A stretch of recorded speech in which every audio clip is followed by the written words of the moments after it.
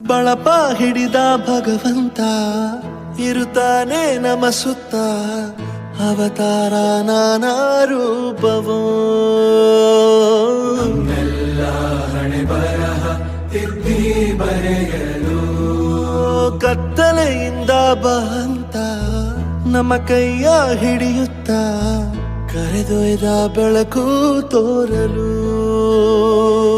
ಭಯವಾಗಿ ಗದರೋದು ನಮ್ಮ ಬೆಳೆಸಲು